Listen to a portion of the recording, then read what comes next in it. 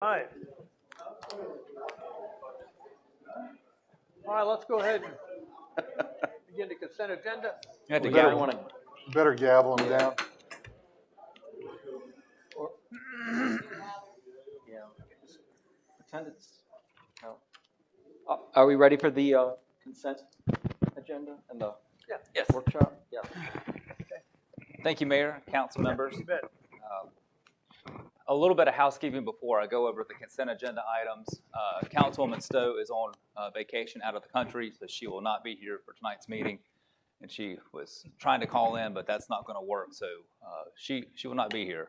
And then we've had some concerns about the audio with our meetings. So when you're speaking, please make sure that you're speaking into the microphone. Microphones have new batteries, so they should be fully charged. Make sure your phone is away from the whatever this is called. So speak into the microphone so that the millions of people watching at home can hear and that the people in the audience can hear. If you have trouble hearing, we have speakers in the ceilings. Try to sit under a speaker and it will be a lot louder. So with that, I think that's all the housekeeping that I have. As we always do, I'll go over the vision statement and I'll add the mission statement that you have adopted. The vision statement for the city of Belmont is that Belmont will be a vibrant, multi-generational community that incorporates small town charm and heritage with an entrepreneurial spirit. And our mission statement is that the city of Belmont provides visionary leadership and high-quality city services to create a community of choice for our residents, visitors, and employees.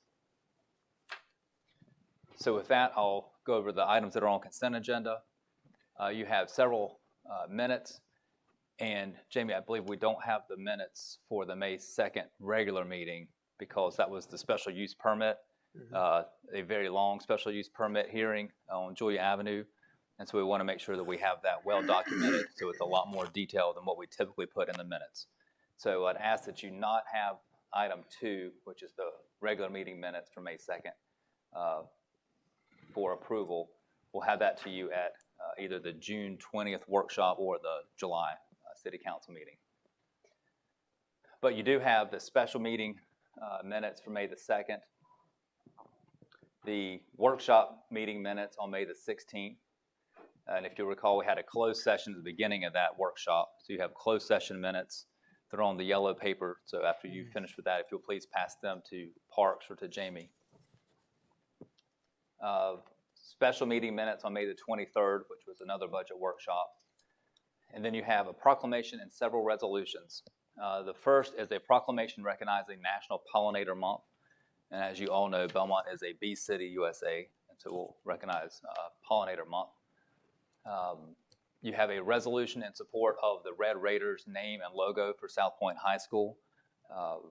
That is, if you approve the consent agenda with that on there, we will certainly distribute that signed resolution to the school board, the school central office staff, and to the high school administration and high school athletic department.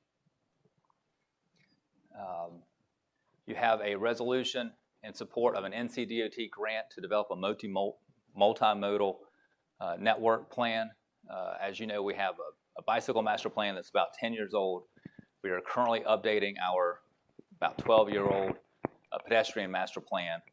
What is different about this is historically DOT has had a separate pedestrian master plan and bicycle master plan. Now they're allowing us to combine those to a multimodal plan. And with the work that we've done with CATS and our surrounding jurisdictions on the light rail and transit, CATS has done some planning on mobility around the transit line. So how people that live within a mile or so of the transit stops, how they can get to those transit stops in Belmont. So it's the first mile, last mile issue of how to get to the transit. So we have a plan with CATS that we're working on, but this would be an NCDOT plan. And the benefit of that is having it on a DOT accepted plan and one map for all of this. And as you know, getting things on an adopted plan and an adopted map is the first step toward getting things funded. It does require a local match. It would be $12,000 is our local match. It's 20% of the cost of the planning grant. And we have included that in the proposed budget for next year if we're successful on the grant. We also have a follow-up item from, you've had a bunch of meetings on the Woodlawn Industrial Park. So this is the most recent meeting where you approved the realignment of Acme Road, which is an NCDOT state-maintained road. So this is a resolution to dedicate the right-of-way of that new section that's been constructed and completed to NCDOT for ownership and maintenance. This is, if you know, when we have new subdivisions, we ask that you accept those streets in the subdivision for ownership and maintenance. This is a state-maintained roadway, so you're not accepting it for ownership and maintenance. You're just asking DOT to take it. Your original meeting date for the July City Council meeting was Tuesday, July the 5th, but we've had a request to move that to the following Monday, July the 11th.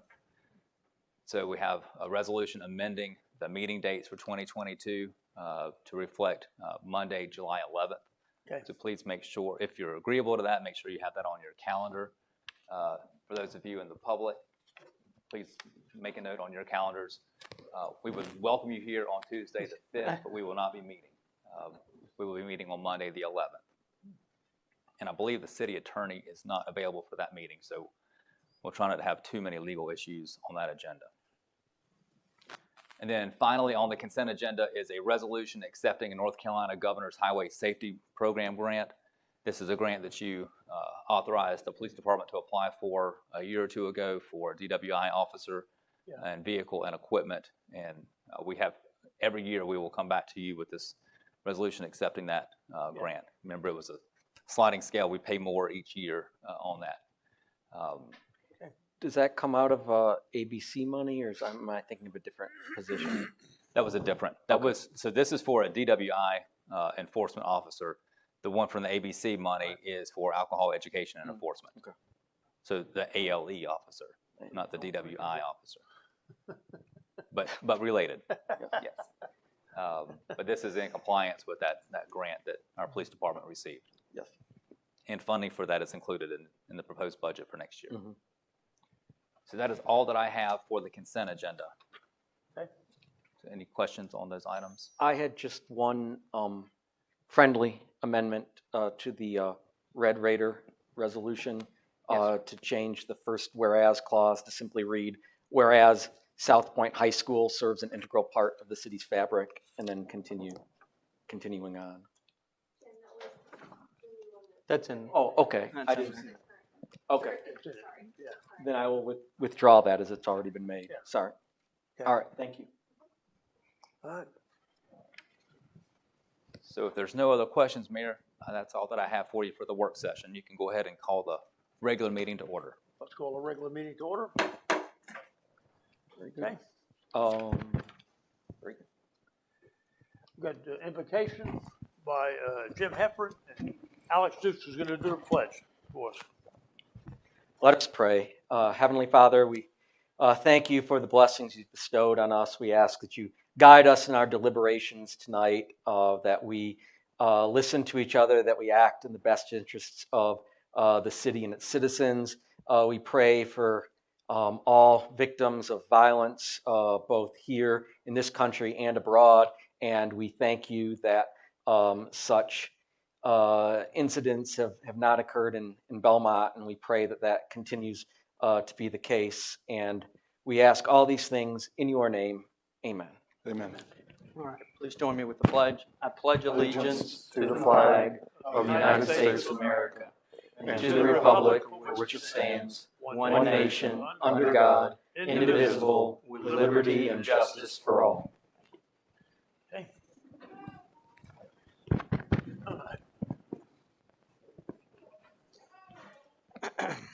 All right.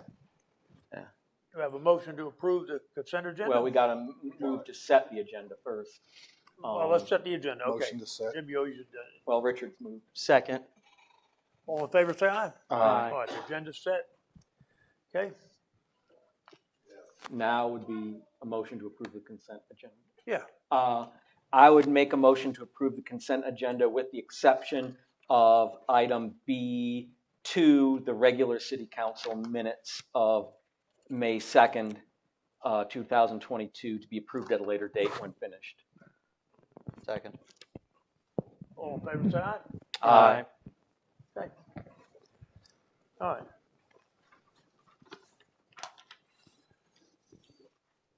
Regular agenda.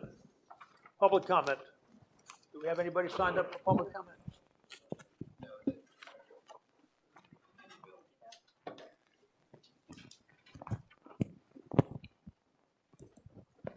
Thank you, Bill.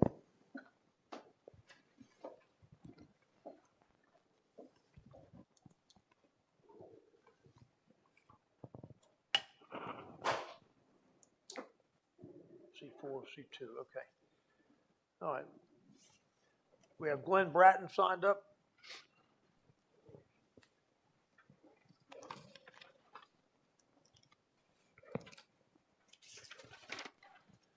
Glenn, you have 3 minutes to speak. Okay, State your name and address. thank you very much. You bet. My name is Glenn Bratton. I live at 408 South Orion Street in Dallas, North Carolina.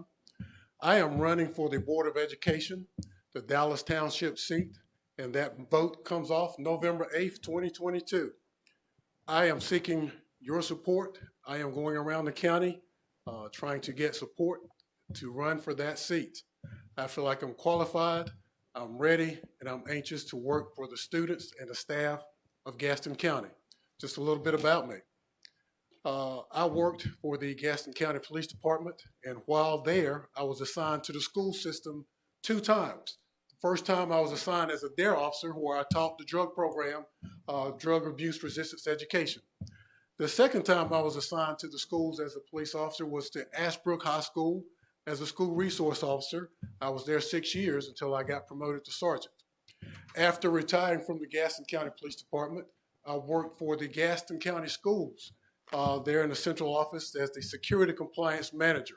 My main goals were to secure safety procedures, make sure that teachers, principals did their lockdowns and all the drills surrounding safety. So a lot of the protocols that they do now, I had a big portion in playing that part.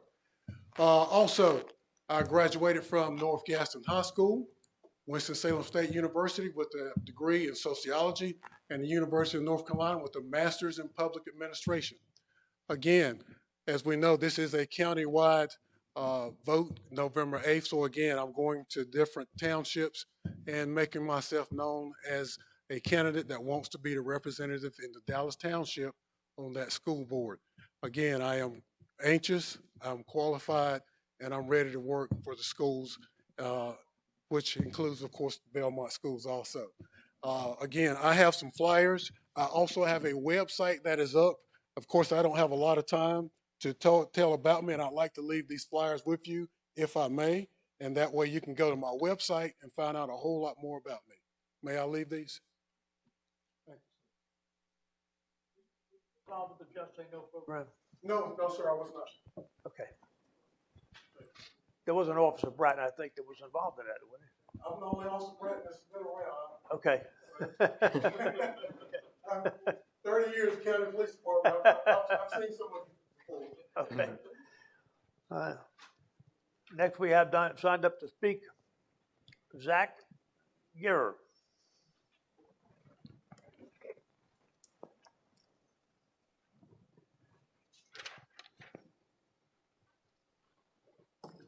Good afternoon. State your name and address. You got 3 minutes to speak. My name is Zach Gare. I live at 621 Seacrest Avenue. I'm here to talk to you about inflation. Inflation is affecting everyone. I think Warren Buffett said it best when he said that inflation is a cruel tax on people. This year, inflation is over 8%, as measured by CPI. 8% inflation is hurting us all, from the price of fuel to the cost of food.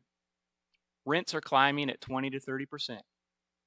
A recent study claimed inflation is costing American families an average of $341 per month. For the men and women behind me today, that $341 in additional cost is killing them. We have employees that work not 2 but 3 jobs to put food on the table. We even have a crew leader, one of the highest positions within public works, working 2 jobs to make ends meet. The average pay for these guys is around $18 an hour. And when you apply 4% raise to $18, you are giving them less than $100 per month after taxes. That doesn't come close to cover the increased cost of food and rent. Only a couple employees actually live in Belmont, not because they don't want to live here, but because they can't afford to live here on what they take home in their checks. Imagine that, can't afford to live in the city that employs you. Some of our employees live as far as Kings Mountain, and the increased fuel alone is eating away at their savings. Salaries may make up half the city's budget, but I'm here to tell you that the guys at the bottom of the totem pole don't even make up a tenth of the overall salaries, and they are the ones being crushed by inflation the most. Now, as a taxpayer, I voted for some of you with the expectation you'd be responsible with my hard-earned dollars while still caring for the employees that provide clean drinking water we all drink, maintain the parks this city is known for, and we can all agree when we flush the toilet, we don't want it coming back up. This city is a 24-hour, 7-day-a-week operation, and that machine runs on the backs of these people that stand before you today. Even during the pandemic, while most people work from home, these men and women didn't have that luxury. They didn't skip a beat, and I think it's time for the city of Belmont to quit comparing our salary increases to other municipalities and be a pioneer, a leader, and set the example that we are going to take care of our employees and attract and retain the best talent. 7.9% was recommended by city management. This city management has the best interest of the taxpayers as well as the employees that are the backbone of this organization. Thank you. Thank you, Zach. All right, next we have signed up to speak Jason Rumpelt.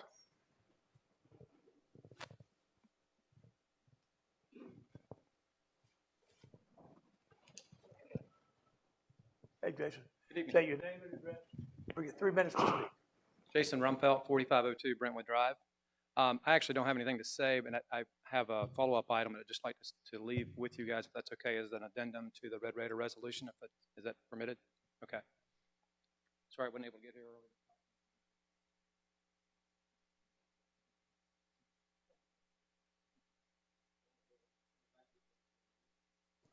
Oh, I apologize. That's okay. So this is a petition of signatures from Belmont-based business owners in support of the current Red Raider name and logo. And as you'll see there on the first page, it's a partial list. Obviously, we have some national brands in town, and as you might imagine, a lot of these folks, while personally they may agree with our views and in support of the resolution, they're not really permitted to sign as part of a national brand that they're affiliated with. So, thank you very much. Thank you. Thank you. Next, we have Art Shoemaker signed up to speak.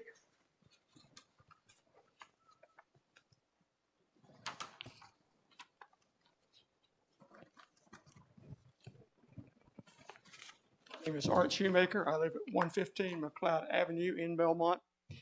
The Red Raider issue has lingered much too long here in our city. Belmont is recognized across the state as the Red Raider since 1946. Why would we ever want to lose this identity? This issue should have never been an issue in our wonderful city, if not for a lady who does not live in Belmont any longer. She grew up here, and I wonder why it was not an issue while she was a student and a resident of Belmont. You as a city council make decisions for our citizens. I ask that you endorse a resolution to keep the name Red Raiders as a tremendous part of our culture and history in our city. It is now time to put this issue to rest with a resolution of support of the name Red Raiders that has a long history in our city. Thank you. Thank you. All right. That concludes our public comment. Next item on the agenda is item number 2, the Double Oak Pacific Building, a request to develop 143,020 square foot office warehouse within the Oaks Commerce Center. Kelly? Thank you, Mayor. I have 2 people signed up to speak on that too. So. That's great. Well, Mayor and Council, as you know me, I'm Shelley DeHart, Planning Director for the city. I am stepping in for the project planner, which is Peyton Latchford, who is unable to make it here tonight, so I'll do my best to keep up to her standards in the presentation. Also tag teaming this presentation with me tonight is Tiffany Farrow, our transportation and senior planner. So as read into the record, this is Major Development Plan 2022-02, titled TKC Double Oak Spec Building. So this is a project proposed within the Oaks Commerce Center. The applicant is proposing a 143,000 square foot office warehouse building. The subject property is about just over 22 acres in size and is zoned business campus development, which is consistent with the surrounding zoning within the industrial park. The subject parcel, for the record, is 305366. Property owners, TKC, LLC. The applicants are the Keith Corporation and Burton Engineering. The applicant's team is here tonight, represented by Robert Combs and Chase Burton. So I want to take a minute to talk about the Major Development Plan process. As it stands, it's a unique process to the city of Belmont. It's a process in which a by right development goes before the planning board and city council. Typically, if it's a by right development, it's done all in-house administratively by staff. So the city has two thresholds that pushes a project into the Major Development Plan world. And in this case, the proposed non-residential building is over 30,000 square feet in size. So the intent behind this process is to provide a fair and equitable process for all interested parties. That includes petitioners, adjacent property owners, allows staff to be very transparent with the development team. It goes before the planning board and ultimately before the city council before there's dirt turning on the site. So again, this is a unique process to the city of Belmont. Staff has completed its review of this project and found it in compliance with the Land Development Code. The applicant has notified adjacent property owners about the meetings, held a community meeting. It's gone to the planning board, and which was reviewed in May, and it is recommended for approval as presented by the planning board to council tonight. So let's talk about the project itself. So on the screen, you'll see on the left-hand side, there's an aerial photograph of the subject site, and on the right-hand side is the site plan. So on the aerial photograph, this is a wooded lot with actually two perennial streams that sort of follow the property line. So the only developable area within the site is right in the middle, as you can see on the site plan to the right. The project would be required to extend the existing Oaks Parkway, the cul-de-sac in front of its site. The dotted area on the site plan represents the tree save area for the site. With regard to compliance with our codes and regulations, the subject property is in compliance with all of our performance standards in the area of height, tree safe, parking, use for the zone, as well as setback. In fact, this project exceeds our minimum requirements in the area of setbacks, the placement of the building on the property, as well as the tree save area. This development is actually preserving twice the amount of required tree save area. With regard to a traffic impact analysis, this project was reviewed by NCDOT as well as the transportation consultant for the city, which is Kimley Horn. Based on its use and the size of the building, it does not require a traffic impact analysis either by the city or NCDOT. Within your packet, you should have these elevations showing the architecture for the subject development. This is consistent with the requirements in the Land Development Code as well as what you typically see for large office warehouse, light industrial type uses. So now I'm going to tag my senior transportation planner to go into a little more about transportation in the area.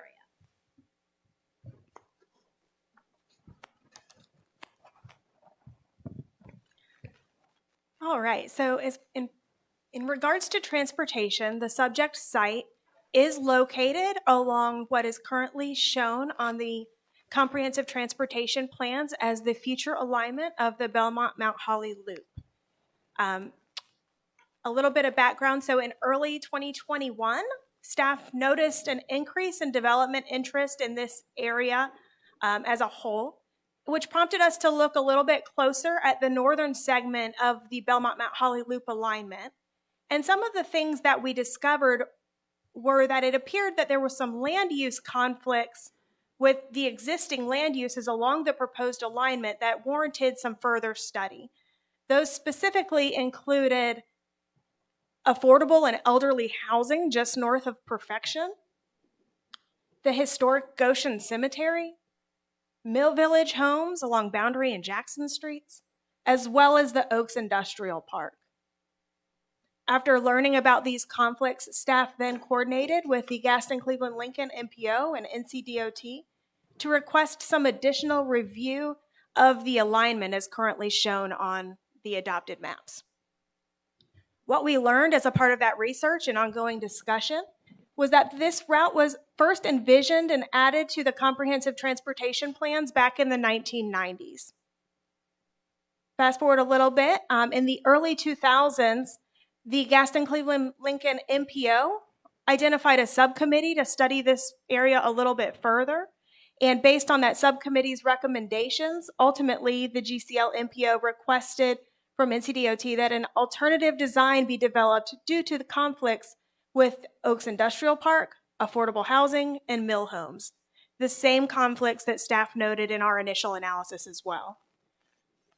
The research also revealed that no route amendment in this area was, to our knowledge, ever further analyzed or ultimately adopted. So the route that's currently shown on the CTP matches the original envisionment back in the 1990s. Oh, thank you. Sorry. Those discussions, however, did make some momentum. So in April of 2021, NCDOT did agree to begin an express design for the entirety of the future corridor in order to look at the feasibility of the route as it is shown on the CTP. This express design process is not done in isolation. It has been a collaboration between NCDOT, the MPO, as well as all of our local municipalities along the corridor. They did hire a consultant to complete this analysis, and that process is still ongoing, so we do not have the final recommendations, but we have heard that those are getting close. And based on what we've seen to date, none of the route options or alternative alignments will go through this site, primarily because of the conflicts that have been noted on the right, on the map to the right. Staff has also coordinated with NCDOT and confirmed that they're not able to require reservation of property for future unfunded roadways, which include the Belmont Mount Holly Loop. And this is because in 2019, there was a repeal of the MAP Act that used to allow them to do this.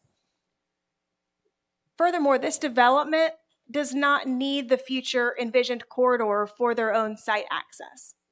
So in conclusion, the future Belmont Mount Holly Loop alignment that's shown on the comprehensive transportation plan is not required for by right development.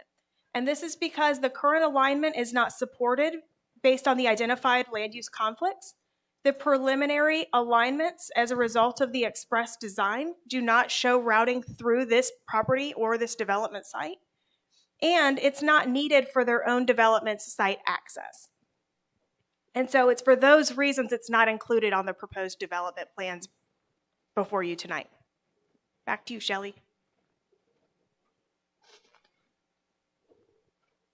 Thank you. As noted earlier, the major development plan process does include a neighborhood meeting. The applicant held their meeting on April 20th at 6:30 p.m. in which there were no attendees other than the development team and the applicant there that evening. Therefore, no modifications of the plans occurred after the initial plan. So again, this project did go to the planning board and was heard at their May 19th meeting. The only question asked was related to the TIA, the traffic impact analysis requirement. We explained the ordinances and the threshold, and we also noted that there are 2 other projects occurring in the Oaks, one on the west side of the tracks and one on the east side of the tracks within the Oaks development that are moving forward with traffic analysis. So there will be some traffic analysis that would include this project and any other development that is occurring in that area. So with that, the planning board did make a unanimous recommendation to send a recommendation to approve to the city council. So with that, that concludes my presentation. I'll be happy to answer any questions. We do have the development team here. Again, we have Robert Combs and Chase Burton here for representing the application. I just had one question about the architectural standards. It said in the report that it was consistent with the architectural requirements for apartment buildings. Was that just a No, that must have been a typo. Absolutely, no, it's not. It's for workplace buildings. Okay. So yes, I'm sorry. So just a quick question on the TIA portion of this. Yes. So it says based on the use, we determined a TIA was not going to be. So when I'm looking at it, and again, I'm not an expert at this, but is this going to be a heavy loading or heavy trafficked type of distribution center? Or do we know a little bit more information of what this is going to be used for? Well, I'll let the applicant speak to that. It's my understanding, so we went back and forth with our transportation consultant, Kimberly Horn. Right. Because they're the ones that work up the trip generation based on the use. And so they have a category called light industrial, which covers office warehouse, distribution type uses, and then it's based upon the square footage of the building is how they make the calculations or the trip generation calculations to see does it meet the threshold or does it not. And based on the category of light industrial, it does not.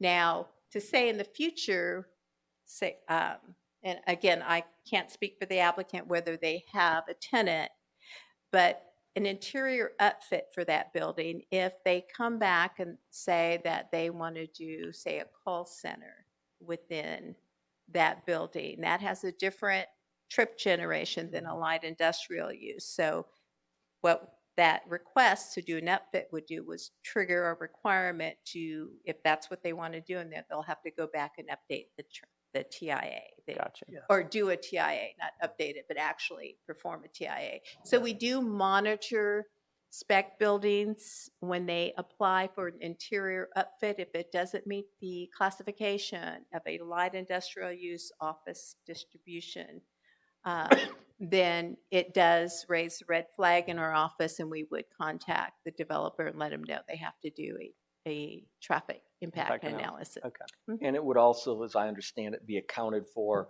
So when these other 2 new developments come in, and they would most likely have to do a TIA, the TIA takes into account not only existing developments, but developments have been approved and not yet built. So it would, you know, no matter when that TIA is done for those other 2, it would account for the fact that, hey, this is coming in and would generate, you know, however many trips that would also be accounted for in those TIA.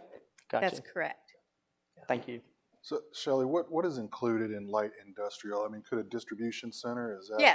Yes, a distribution, light manufacturing.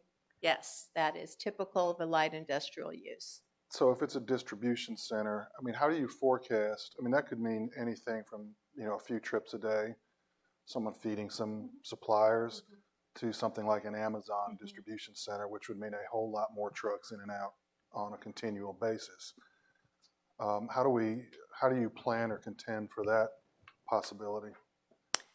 Well, it's based on a national standard. And again, that's something that our transportation consultant, Kimley Horn, has this standard, nationwide standards for different types of uses. And it does break it down into distribution and so forth. So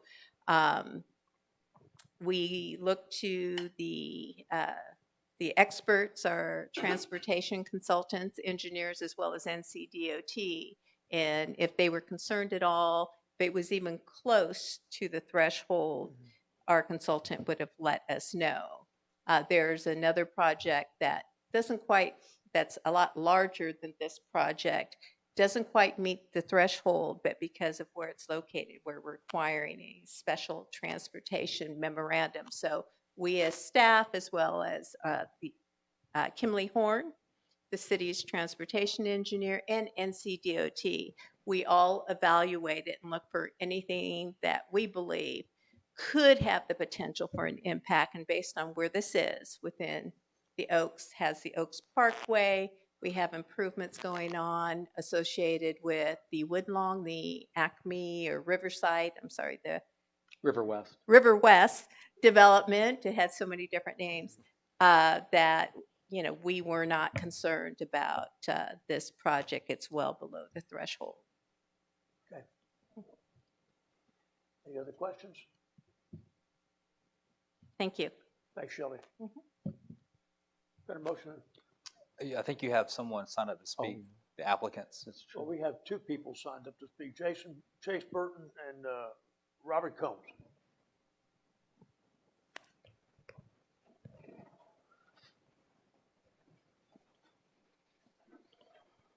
Hey, good evening. I'm Chase Burton. I am the civil engineer working with the developer here on this project, and I've put together the site plan that you're seeing on your screen here. So we signed up to introduce ourselves and answer any questions that you might have. Sure. I'm Robert Combs with the Keith Corporation. I'll actually be overseeing and managing the construction of the project. Well, I'd just be interested, whatever you're willing to share about what you're planning on doing with the building. So can't really put a lot of details out there, but we have had one light manufacturing prospect interested. So that's what I would actually like to see, go in that direction. Okay. Okay. Any other questions?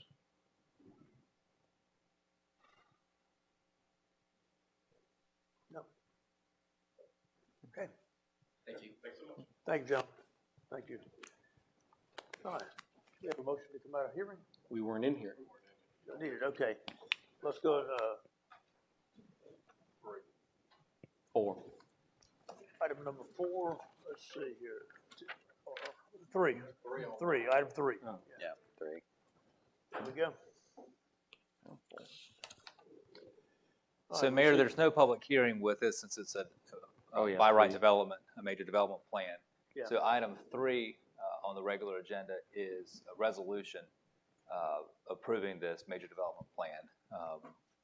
So the action that the staff and the planning board are recommending is that the city council consider adopting this resolution, which would approve the major development plan. And we are considering this solely on the basis that it exceeds the 30,000 square foot cap? Yes, sir. Correct. So they're not asking for relief or anything. They're not asking for a rezoning or conditional zoning. It's by right. It's It's by just right. that due to the size of the building, it has to go through this process. Right. This is one of the sort of the administrative approvals that you have the authority to do. Okay. Make a motion to adopt a resolution approving this project. Do I hear a second? Second. All in favor, say aye. Aye. All opposed?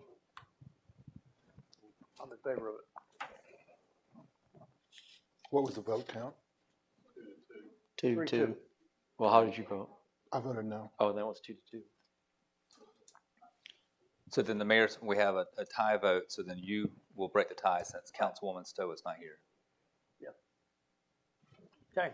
And Mayor, you voted in favor for the record, correct? Yeah. Thank you. All right, let's move on to the next item. Item number 4, public hearing on the proposed budget. Thank you, Mayor. I will lead us through the budget public hearing. Oh, yes, I'm sorry, we need a this does require yes. public Public hearing. hearing. Thank you. Motion. Second.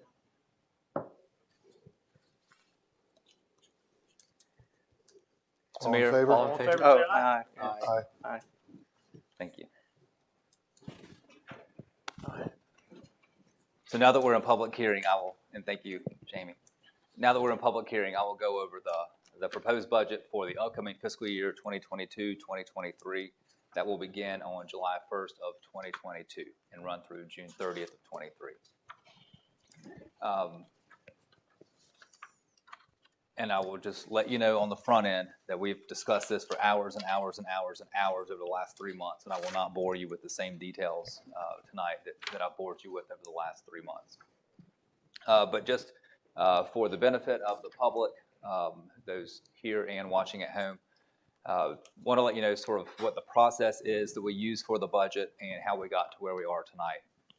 So the City Council sets forth the goals for the city. You have a 5-year big picture goals that you revise every year during your planning retreat. You did that back in January. And then the city staff works, department heads work with their staff on the needs of the departments, and we try to align the needs of the departments and the goals of the departments with the overall city goals that the City Council has. So what does Public Works do? What does the Police Department do? What does the Fire Department, Planning and Zoning Department, et cetera? How do they further the goals to try to implement the goals that you have established? So we do that, frankly, throughout the year, but we do it in earnest in December, January, and February. And this year, our staff and department heads worked with Kevin Krause, our assistant manager, and Jared Piles, our finance director. So Jared and Kevin met with the department heads to go over the requests for the upcoming fiscal year. So then we put all that together and had a series of budget workshops. You had 3 budget workshops, one on April the 11th. We got feedback from you and then we revised the proposed budget, brought it back to you on May the 16th. Got additional feedback, and that was going very long, so we decided to break and have a 3rd workshop on May the 23rd because it was getting late and we were hungry. So we wanted to make sure that we did not make any recommendations or decisions when we were tired and hungry. So we broke and we met then on May the 23rd. Otherwise, the food budget would have gone with. Yes. You don't go shopping on an empty stomach. Yes. So you reached consensus on the budget at the latter 2 workshops in May, and then there were some subsequent discussions amongst the council members after those workshops. And state law requires that you conduct a public hearing on the proposed budget prior to adopting it. So that's what leads us tonight to the formal public hearing.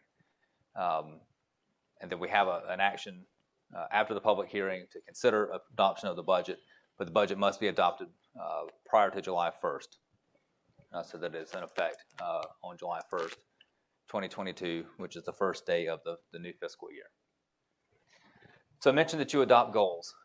You have 4 major big picture goals of transportation, infrastructure, growth management or balanced growth, and then parks and recreation. And so these are a little bit more details that you've seen at the workshops about sort of specific objectives and action items to help you implement those goals. And then looking out big picture on the proposed budget from kind of where we started to where we are tonight. If you recall, the first budget workshop was my recommended budget. You have since asked for changes to that, but initially we started out with a balanced budget with no changes to the property tax rate, no changes to the water and sewer rates, no changes to the stormwater fee, no changes to the solid waste fee. So the only changes in fees were on the fee schedule that are generally used by builders and developers and people that require specific special interactions and services from the staff. So the average Belmont resident using normal city services would not have seen any changes to the fees and taxes that they paid. And inflation, as we discussed, had a huge impact on this budget. When we started the budget process, the CPI was at 7.9%. It is now at 8.3%. It's the latest that I saw from the federal government. They should be releasing new numbers probably this week or next week. So since inflation at CPI was 7.9%, I recommended a 7.9% cost of living adjustment for city staff so that their salaries would have the buying power that it did last year. And this is much higher than what I normally recommend. It's normally 2% COLA because inflation is typically around 2%. So this is an unusual time. It's a 40-year high in inflation. So that's why I had this unusually high recommendation so that our staff's salaries would have the same buying power this year that it did last year. We also requested new employees to help us better deliver services to our residents and our utility customers. You expressed concerns about the economy, with this 40-year high in inflation, with fuel prices, with uncertainty around the world, with just everything going on. You had concerns about the economy, and particularly about sales tax. We've had significant growth in the amount of sales tax revenue that we've collected or that's been generated here and comes back to us over the last several years. I continue to be surprised at just how strong our sales tax revenue has been. And the increase in the projected revenues in the budget reflect sales tax next year coming in as strong next year as they did this year.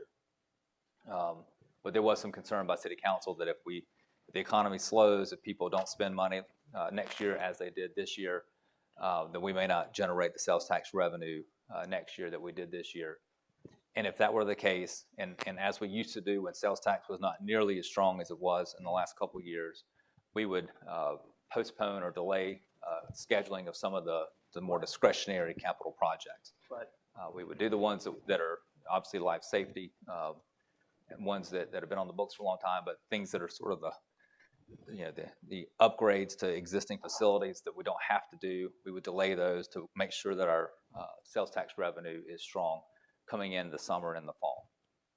So that would be the plan to mitigate against a slowdown in the recession, or in the economy, or potentially a recession. So that led us to the second budget workshop, where you had a long discussion about salary increases for the city staff. And again, I recommended a 7.9% cost of living adjustment for all employees that would have gone into effect on July 1st. After a long discussion, the majority of the council decided that instead of 7.9% cost of living adjustment, a 4% cost of living adjustment could be supported, and then that would be supplemented with merit raises of up to 3%. So as we discussed, merit raises are based on performance evaluations. Those typically are done in July and August and are effective in September. So by reducing the total potential raises from 7.9% to 7%, there was some savings in the budget that could be reallocated. About $83,000 in the general fund, which is 28/100ths of 1% of the budget there. But also, Councilman Zooks asked for some more analysis of what the actual impact of going to merit raises versus COLA would be. And because of the way we do merit pay, it's a little bit later in the year, and not everybody is eligible for it. You have to be employed with us for a year as of July 1st. So not everybody gets merit raises. We budget for everybody getting them, and we budget for everybody getting the maximum so that we have money in our funds to cover those. We don't have staff compete with each other for merit raises. The merit raise that you get is solely based on your performance, in the judgment of your supervisor and department head. So while it would have saved $83,000 in the budget, it could have potentially saved $194,100 in lower actual costs based on our recent history of kind of the average of what people get. Some people get 3%, some people get 2%, some people get 1%. So we had that discussion. And we also had discussion about the new positions that were requested by department heads. And you asked about those. We then had the third budget workshop to really get down into the details of those new positions that were requested and which ones of those you felt comfortable funding in the budget. So that led us to, I think that was May 23rd, was when we had that final budget workshop. And then after that, there was discussion amongst council members, and several of you reached out to me about that, wanting to reduce the amount of merit raises from 3% to 2%, and to shift that cost savings of going from a 3% merit to a 2% merit into the capital line items for the various funds, the general fund, the water and sewer fund, and the stormwater fund.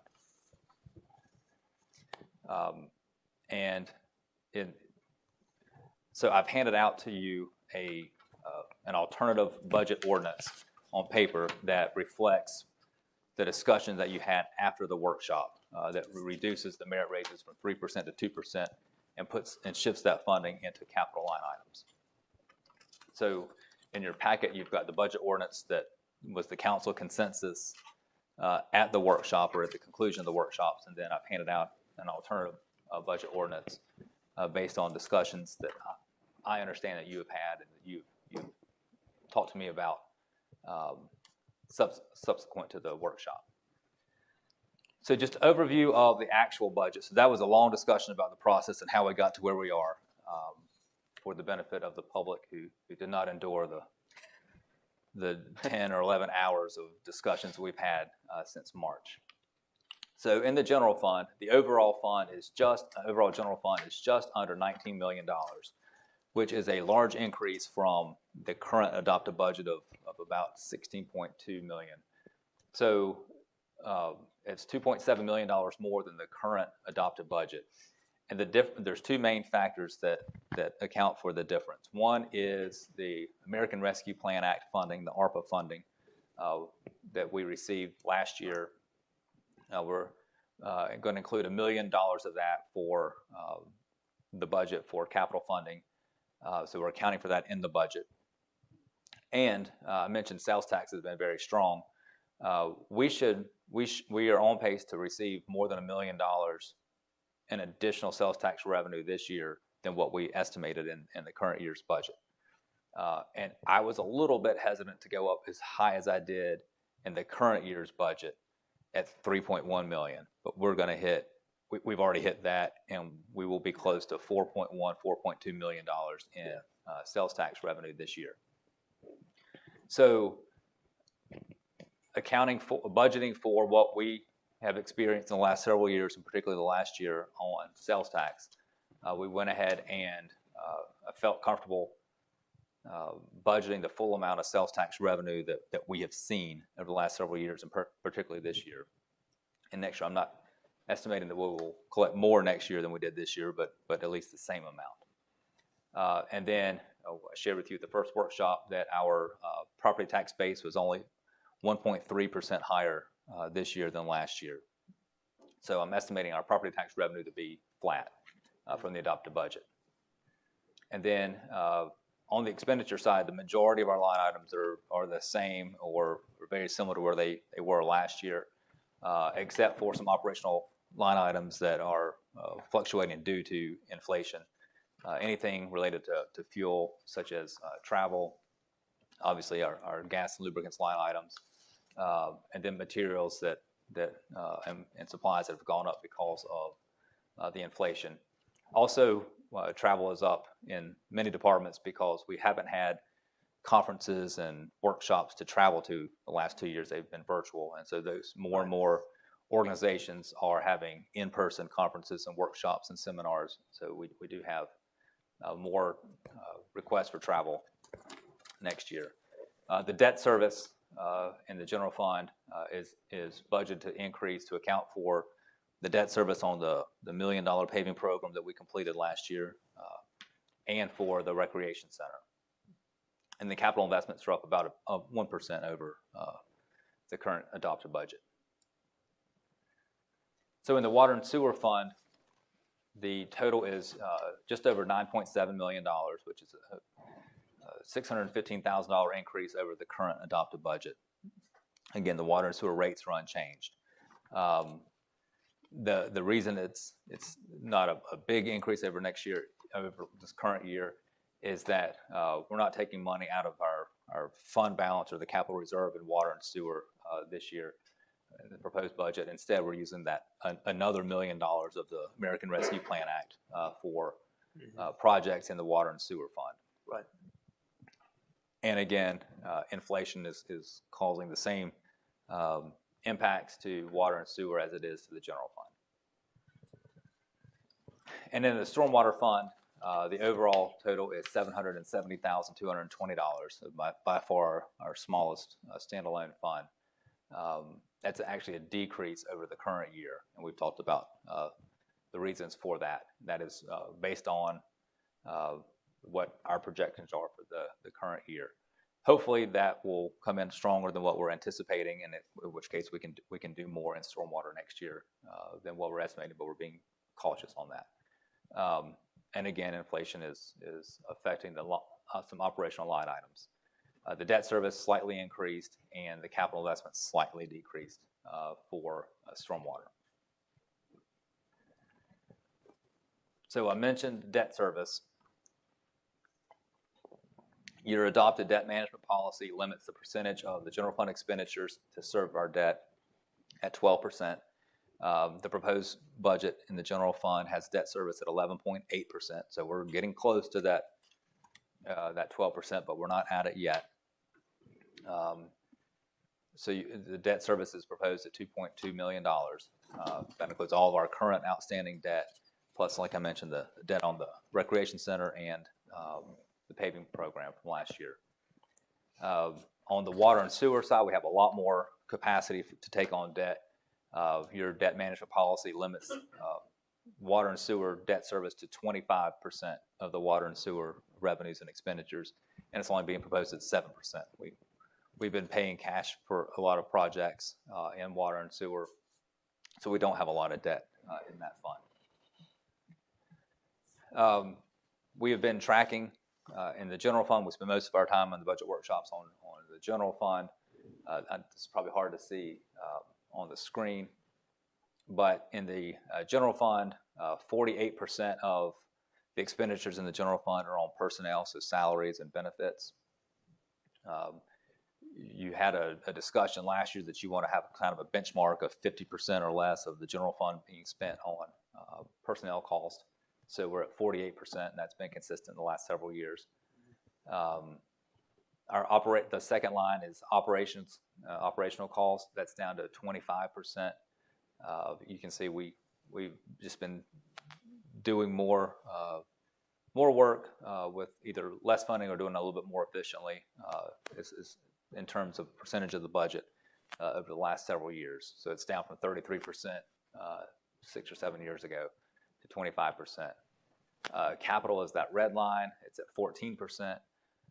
So you see we've been much more intentional about spending on capital investments the last several years. And then this Excel rounded it up, but you see 12% of the budget going to debt service. It's actually 11.8, but to keep this chart looking nice, we didn't go to the decimal points. So by functional area, this proposed budget is similar to what it's been the last couple of years. I talked about new employee requests. We discussed this at the second and third, or you discussed this at the second and third budget workshops, and what you decided on to include in the budget that's included in the budget ordinance are 2 police officers, 3 firefighters, a marketing manager that the salary will be paid for from occupancy tax revenue from the Belmont Tourism Development Authority, not from city funding, but the city would pay the benefit cost. And the total benefits at the high end of the salary range, if we were to hire somebody at the high end, is $20,653 total. So for $20,000, you get a marketing manager because the salary would be paid for by the tourism authority. 1 accountant in the finance department, and then our recreation department asked for a recreation specialist and a recreation supervisor. Both of those would be funded at a half a year and would work in the new recreation center, because that recreation center should be open in March So we need to hire people and train them for, starting in January and get that ready so that it's fully staffed and ready to open when that project is completed. And then in the water and sewer fund, for the water treatment plant, a water treatment plant operator and 1 senior utility maintenance technician. And in the wastewater treatment plant, a wastewater treatment plant operator. So those are the new positions that you agreed to at the workshops. So I mentioned that we've had an evolution in the budget process this year. So we started out with the manager's recommendation, the manager's proposal. Then you had the city council workshop proposal that you had a majority consensus for that. And then after the workshops, that was changing a bit. And as best I understand, I've got that included. You'll notice that the bottom line total budget, that's the total of the general fund, the water and sewer fund, and the stormwater fund, that is the same. It's just how you're allocating the funding throughout. Under my budget, there was a 7.9% cost of living adjustment and no merit raises. I initially recommended 13 positions, and then increased that to 18 positions. And you can see the amount going to general fund capital, water and sewer capital, and stormwater capital that I recommended, certainly with staff input. And then how that changed through the workshops to what you felt comfortable with at the end of the workshops, going to a 4% COLA and a 3% merit, having 12 of the 18 requested positions, and then increasing funding for general fund capital, water and sewer capital, and stormwater capital. And then after the workshops concluded, you asked that we reduce the 3% merit to 2% merit. You kept the 12 positions and asked to allocate the balance of the funding to capital in the line items. So you see even more funding there for general fund, water and sewer fund, and stormwater fund capital line items. And I believe, yep, that is the last slide that I have on the budget. If you have any questions about those items, I'd be happy to answer them. Did you go over the tourism fund? The tourism fund, I did not go over that. Thank you. The tourism fund is included in the general fund for accounting purposes. Okay. But for the benefit of the public who did not endure the 10 or 11 hours of workshops and the joint meeting that you had with the tourism authority a couple months ago, our tourism authority is doing very well financially. We have a second hotel in Belmont that opened a year or so ago, the Hilton Home to Suites. Now that we are, I don't want to say past COVID, but travel restrictions are lifted. People are traveling. People are using hotels now. In 2020, the occupancy tax was very low because of restricted business travel, and people were afraid staying in hotels. All that is behind us now as far as the 2 hotels that we have. So last year, or in this current adopted year of 21-22, the Tourism Authority recommended a budget of $75,000, and they hit for the whole year. They hit that by November, I believe, because business travel is up, leisure travel is up, and we have the second hotel. The second hotel, as you heard in the workshop, has carved a niche in local contractors working particularly at the new Claremont Hospital and other sites where people are staying for an extended time, a week, 2 weeks, a month. So they're renting those hotel rooms. So both hotels are doing very well.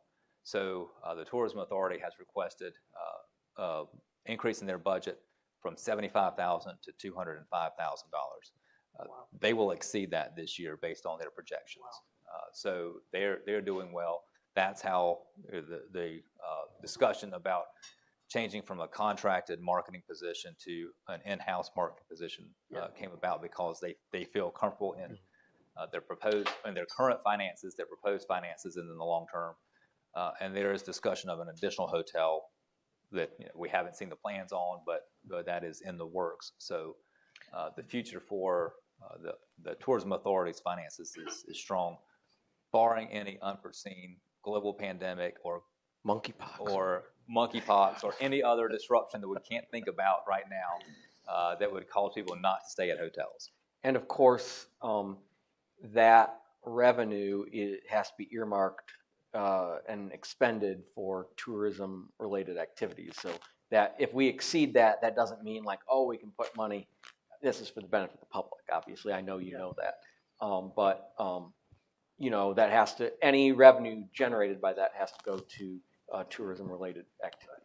That's correct. So there is special legislation that the General Assembly passed, I believe in 2005, authorizing the city to collect an occupancy tax, to create the tourism authority, and to authorize them to spend the occupancy tax collected. So your role is to appoint the members of the tourism authority, and you approve the overall budget for them as part of this budget, but they get into the line items of the budget, and they are authorized to spend that money. So it is not technically city money that you have the authority to spend. That's why we've had the discussions with the tourism authority about this position.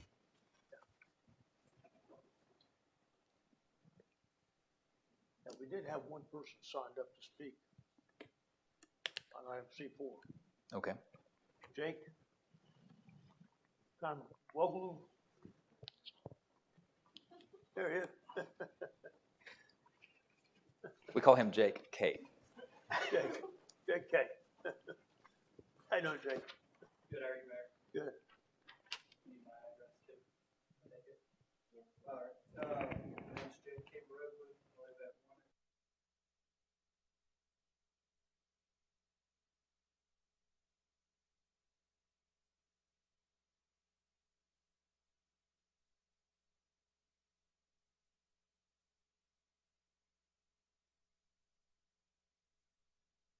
I was in high school. After I turned 18, I was hired full-time with Belmont Parks and Rec. It wasn't Zip then, but it was Sally. I then moved to the Water and Sewer Department and was with them for nearly 10 years. A few years ago, I was given an opportunity to become the supervisor of the street department. It's no secret, this position came with great challenges. The street department has always been and always had a reputation for high turnover and low morale. When I joined on and started working with this team, I made it a personal goal to increase retention rates by treating these men with fairness and creating a department culture they were proud to be a part of. I wanted to speak tonight and ask you all to really consider the cost of living adjustment that is being recommended by our city manager. It's no secret that times are hard right now. COLA and merit raises should be a tool that are used to inspire employees to work hard and to be loyal to companies. Bill and I have worked very hard at decreasing our turnover rate and creating a department that people want to be a part of. For the first time since I've been with the city, we had guys ask to move from other departments over to the street department. We even had someone come back to Belmont from another municipality. Our leadership has its limits as far as what we can say and do to help keep these gentlemen motivated to stay. You all have the real power to help us continue to decrease turnover rates and make Belmont a great organization to work for. I ask that you reconsider what and why the city manager has proposed the cost of living adjustment that he has. Merit raises, while a great tool for inspiring great work, are not given until an employee has been with the city for one fiscal year. I am usually a huge fan of merit raises. However, we have found ourselves in a peculiar economic environment, and COLAs would be a more equitable solution for all Belmont employees. The work these guys do is pivotal to the community, and they rarely get appreciated and noticed. Much like everyone who works in public service, we are the backbone of the organization. We go out when water lines break, trees fall down, streets need plowed, and create beautiful communities that many are proud to be a part of. When I took this position, I also took on a responsibility of looking out for my crews and making sure they had someone that could represent them in their best interest. Thank you, Mayor and Council. Very much.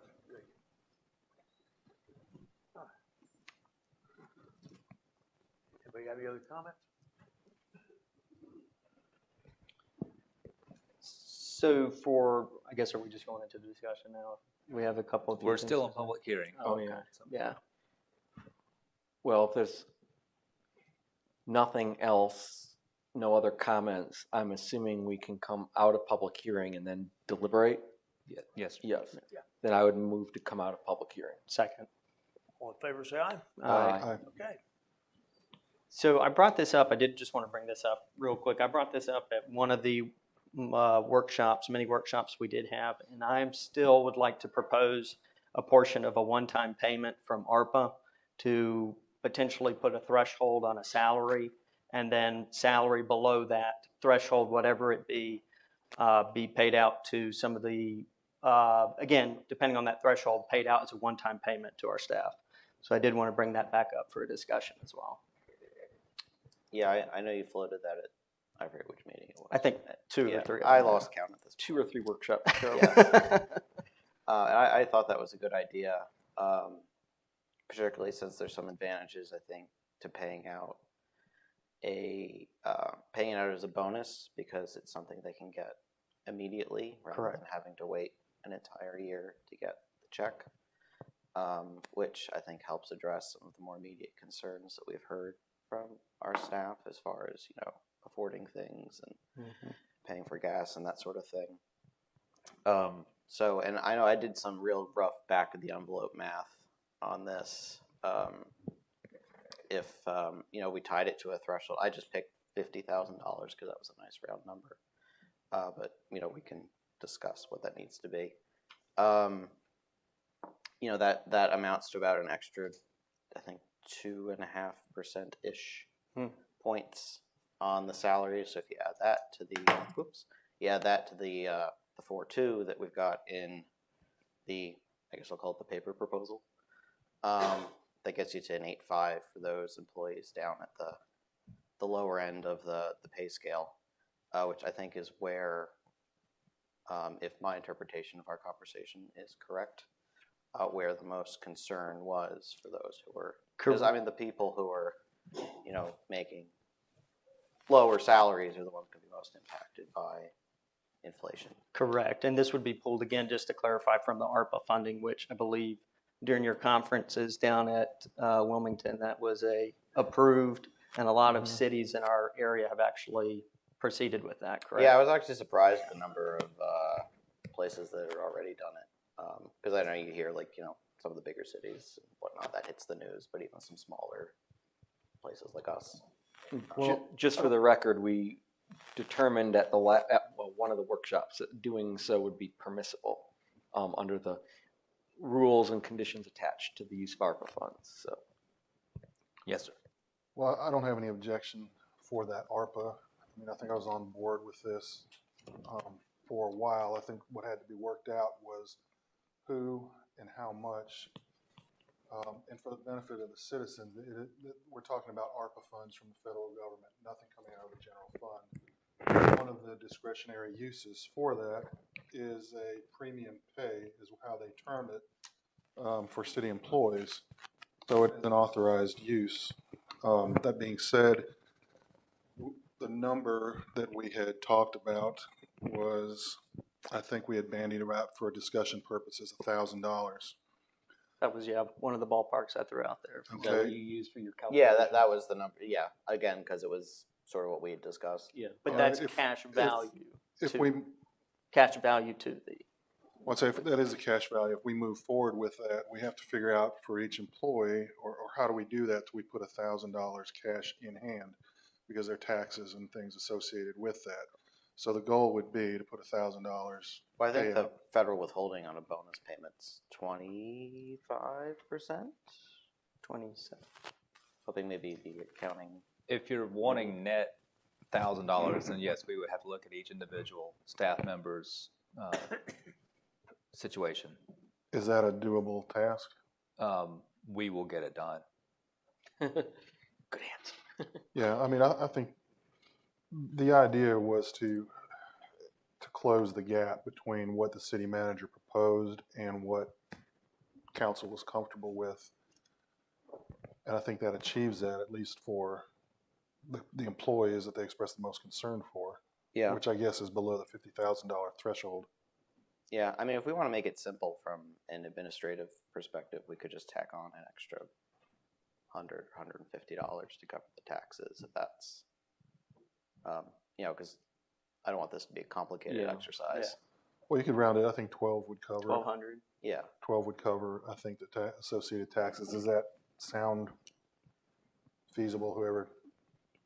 Deborah, Jared, I would defer to you on. Would a $1,200 premium pay put $1,000 in everybody's hands? Would that cover the taxes on 1,000 to actually put 1,000 in someone's hand?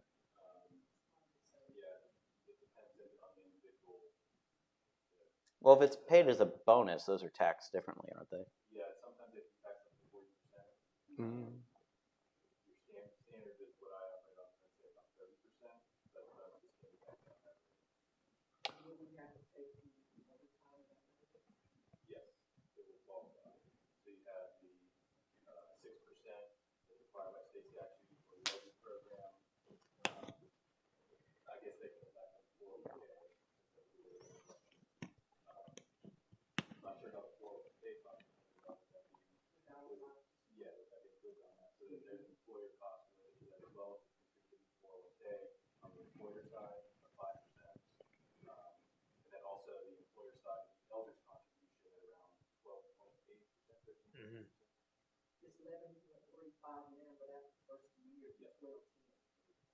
All right, well, let me ask you this. This is not part of our budget discussion. This is kind of an ancillary topic that we're floating. Would we be comfortable with deferring it to them to come back at a later date with a number and just go ahead and proceed with the budget? Thinking that we are intentional about doing this, but I don't want to do it ad hoc. I mean, I think we need to. Just so I'm understanding, you want a floor of 1,000 with enough on top of that to cover taxes. Correct. Correct. And maybe that can come back at a later council date or a workshop. Because That's fine. I mean, once we approved it, how quickly could you put it in the next pay run? This will be outside of the budget, so you don't have to do it in the budget. Given these parameters, we'll work with staff to come up with a plan and bring it back to you that would include, you know, the net $1,000, and I'm hearing $50,000 as the cutoff. Is that? Yeah. Okay. We will bring you that back and see what the total cost of that would be, what that looks like, and how quickly we can get that implemented. Because I certainly hear and appreciate your concern for getting that into our employees' checking accounts as quickly as possible. Well, the bonus of this, it has relatively immediate effect. Mm-hmm. And there's something to be said for using ARPA to offset the impacts of Which is what inflation. it's supposed to, with what our current situations are. So, yep. All right, so we're But considering. we would not, that would not be budget, that would be outside of the budget. Outside That of would the be budget. from the Right. ARPA. Yeah. So Other than the fact that it would be an expenditure of ARPA money. correct. Correct. But So that's the expense is right, still there. It's right, just what right. we We haven't expense it decided how as. we're gonna, yeah. Correct. So that's why I just wanted to, so Right. we would do a budget amendment to move it from one expense to another expense. It does not change the overall. Right. Okay.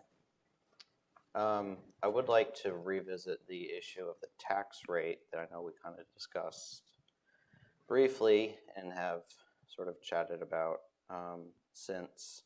So I know we had the $600,000 or so that was initially budgeted to salaries that did not end up needing to be budgeted to salaries. Got moved into capital. So looking at the math on that, if you take about 2 cents off the tax rate, that's roughly $400,000, give or take. Of that $600,000, leaving you with roughly $200,000 to $300,000 more in capital than we had going into this process, with a small benefit to the taxpayer as a bonus. So I've got the numbers here worked out. 2 cents per the analysis that, sorry, I got something in my eye. Per the analysis that Adrian provided to us, I think, I forget, a week or two ago, would take your ad valorem down to $10,013,606. other general revenues down to 2,605,375.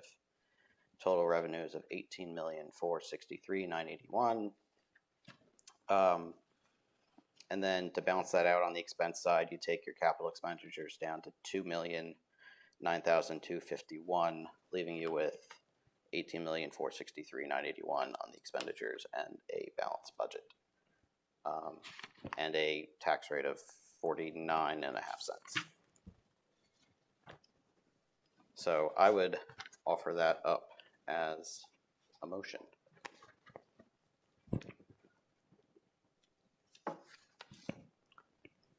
And I can provide the numbers to the clerk.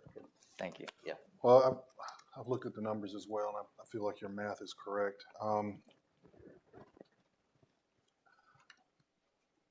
I have no issue with lowering the tax rate with the math showing us that we can meet our obligations.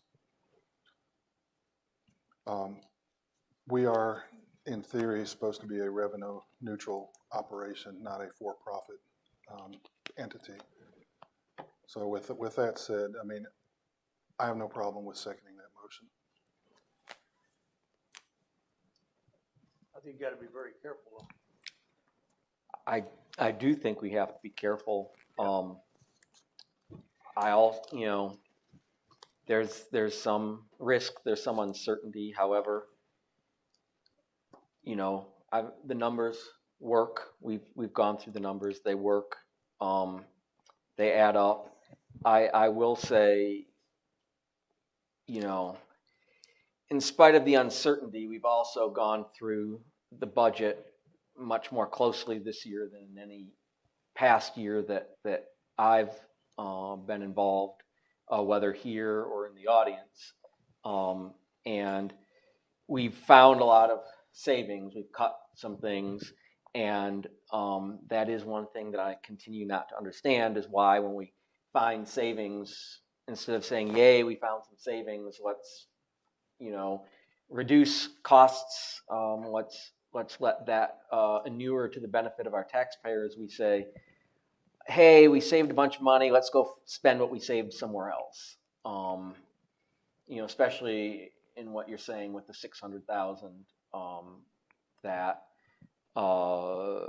you found and pointed out, and the fact that even should taxes be reduced, we'd still have more in capital than what the original budget proposed before that 600,000 issue was pointed out. Let me ask a question. Did we add the 54,000 to the capital expenses in this proposal that we're going to take out of, I think, Main Street, because we weren't going to do the mechanical rides at the two? Yes. Okay. All right. So that's already taken care of. All right. I mean, I think it's, you know, I have concerns, but on the other hand, I think there's strong arguments in favor of it too. And we've talked about wanting to be united and send a message that we're all on the same page. So I can go along with the proposal. And I'd also just like to say, you know, we've heard from several employees, and I understand, you know, their points and their arguments. And you know, we understand we're not doing these things because we like to do it, but we also answer to the taxpayers and the citizens of this city that express concerns about government spending, the size of government. And so, you know, we have a duty to take those things into account as well. And so, you know, we're really torn in a lot of different directions, and we're trying to strike the right balance, which we've had countless hours of discussion to try and find. But I don't think certainly that in taking the positions that we do, that they're in any way an indication of the value that we place on staff, or that we don't think they're doing a good job. We understand that, you know, it's not everything everyone wanted, and there'll be some hardships, but we also have those competing considerations as elected representatives of our constituents that have concerns on the other side. So, we're trying to balance all those competing interests. It's not just that, hey, we'd like to do this, this would be great. We've got things on the other side as well to think about.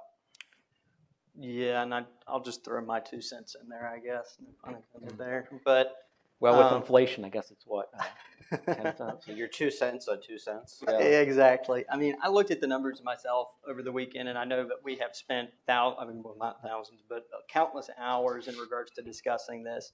And I do feel comfortable. I mean, at the end of the day, if you look at it from a spreadsheet perspective, it does make sense to move forward with it. Obviously, I will also raise the cautions in regards to the current economy and the current climate that we find ourselves in. But again, it does make sense. And to Jim's point, we don't have to spend every bit of dime or every dime that we find. And we also are ultimately accountable to or respond to the taxpayers. So I think this is a hard time for a lot of people, and this may not help a lot, but it will certainly help at the end of the day. Adrian, how's it going to affect the recreation center? If we reduce, or if you reduce the tax rate, then you're reducing overall revenues and therefore expenditures. We were at 11.8% of expenditures for debt service with the current tax rate. So it will likely push you over that 12% threshold. So we will, when we go for financing on the rec center, that part of your debt management policy, assuming that it does, in fact, put it over there. I believe my initial analysis had it at 12.1%. So it's almost north of the 12% as it is currently south of it. But according to your debt management policy, you would need to acknowledge that you're violating the policy and why you're violating it. And I think based on our analysis, next year we'll have our highest debt service load that we'll have over the next several years because we'll be paying off debt. So you will probably exceed your debt service threshold in the upcoming fiscal year if you cut the tax rate. But that should be the only year you violate it. Yeah, because we've got a lot of debt that retires by the end of even this rolling calendar off. year. Yes. Yeah. Well, Sorry, go ahead. I was just going to say, lowering the tax rate, I mean, there is an element of risk. I mean, the economy is beyond our control. That said, I mean, what we have within our control is our responsibility to the taxpayers.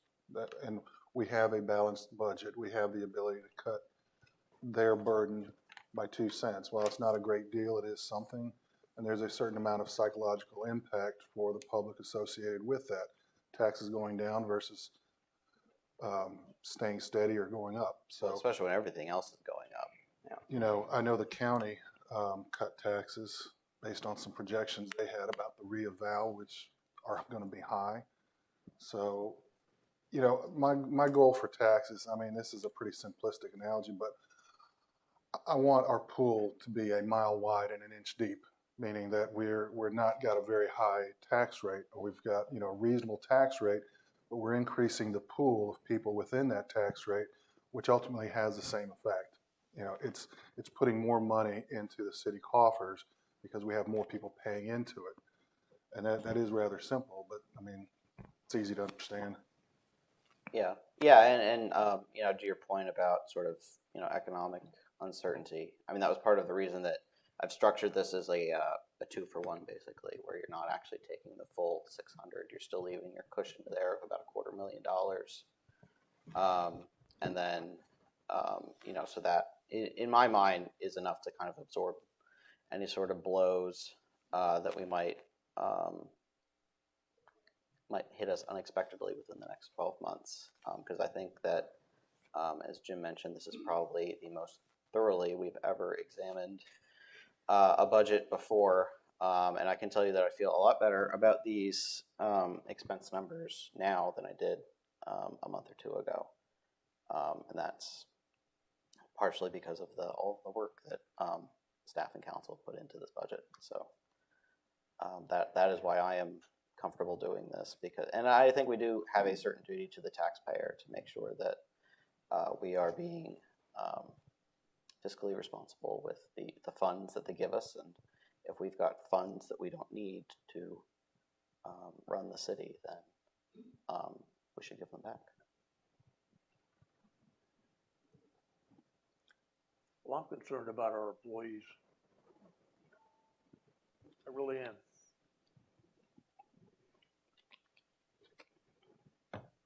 We are. I mean, we are too. But we've got lots of competing concerns. We can't.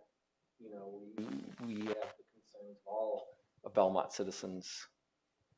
And I think as what we're well. thinking about doing with ARPA will should do help. a lot for those that we're most concerned about. Because again, I think the point was made, that's a one-time payment immediately as opposed to in perpetuity where you're going to have to save that each month when you receive. Yeah, I mean, you can go out and buy at least a tank of gas. With, And we do not know what the economy is going to do. Is inflation going to stay the same or is it going to drastically decline? I mean, these numbers also were measured off of a high inflationary with the war over in Ukraine with oil, wheat. So we just don't know. No one has a crystal ball into that perspective. Well, let me ask you this, as part of the salary staff increases, I mean, I know we always do a COLA and a merit, and we've landed at 6%. I mean, would we entertain eliminating for 1 year, because these are unusual financial times? I mean, and I don't want to throw the budget haywire. I'm just thinking out loud. Yeah. Just doing the 6% as a COLA and no merit this year, just 6% COLA. With the ARPA payout? Yeah.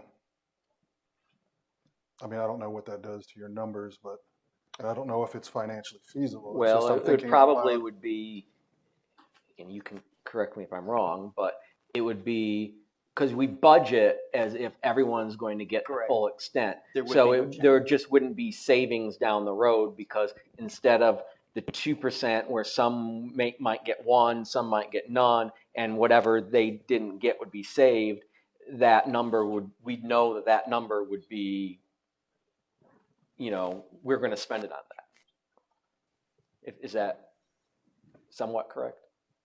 That is correct. So, so there would be no impact to the budget for doing what Mayor Pro Tem Turner discussed, because we did budget. Well, we budgeted the 7%, the 4% COLA and 3% merit, and then what I passed out to you is the post-workshop proposal of 4% COLA and 2% merit. So 6% total salary increases are included in the budget. The plan was to break it up into COLA and merit, but there would be no effect to the budget. Yeah, the numbers in here wouldn't change. No. Correct. But does your now analysis, I mean, again, It was not dependent on that okay. 2% one way or the other. Well, and I'll qualify that. I'm a big believer in merit. I mean, almost every other private industry, COLAs are something they do not see. I mean, private industry is almost strictly merit. I guess there are a few exceptions. I haven't found one, and I've looked.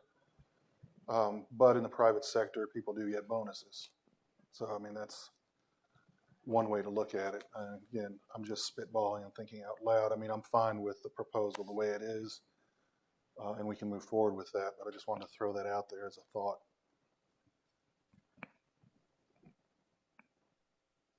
And everyone's eligible for COLA as opposed to with the merit situation? Yes, sir. So that's another benefit of doing what Mayor Pro Tem Turner suggests, is that And I would, the 27 employees who will not get, who are not eligible for merit would get the COLA. and I Again, would, it doesn't I would affect the budget. stress that I would say that this is an anomaly this year because of our current financial situation. I would go back, revert to the merit COLA process. I support the COLA. You said 2.2%, you think, with the ARPA funding, so then 6, 7, 8% effective rate. For those under. Right, correct. That's what I'm trying to understand. Yeah, it'd be like, hold on. Because the we said actual that math. 75% of what, I think that was a safe bet, 75% of the merit would be paid out, but Yeah, $1,000 bonus on $50,000 is 2%. So what they said the average wage in the city is 18 times 20. That was 30. in the public works. Oh, that's in public works. Oh, okay. Well, since I've got it pulled up, that is a salary of $36,720 a year. That's 2.7 on the average public works salary.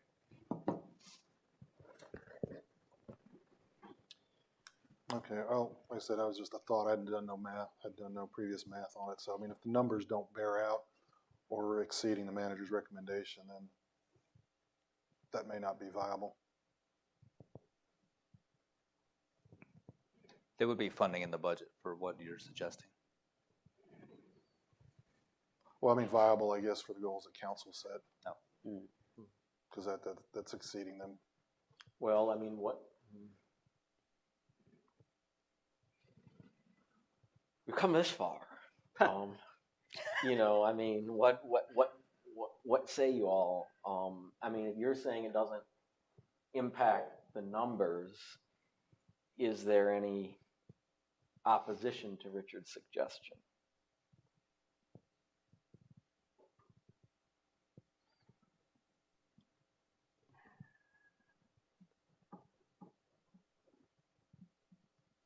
I mean,